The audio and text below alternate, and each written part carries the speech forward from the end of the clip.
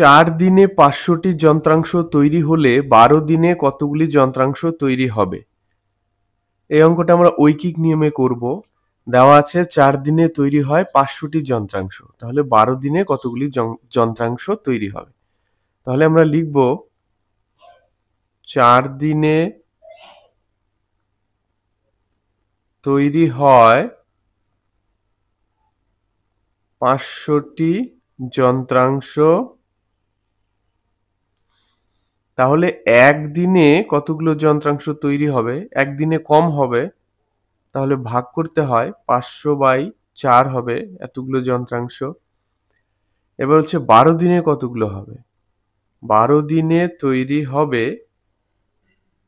এই 500/4, মানে একদিনে যতটা হয়েছে 12 দিনে তার থেকে বেশি হবে, আর বেশি হলে এইটার সঙ্গে গুণ হয়ে যাবে 12। কাটাকাটি করি, 4 দিয়ে 12কে কাটলে হবে 3, আর 3 আর এই 500 গুণ করলে 3 5 15, 1500টি। তাহলে উত্তর হবে